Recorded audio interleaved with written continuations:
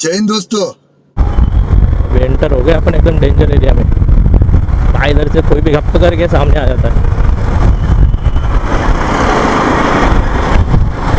कोई भी कैसी भी गाड़ी चलाते हैं वहाँ वहाँ वहाँ वहाँ वहाँ करके।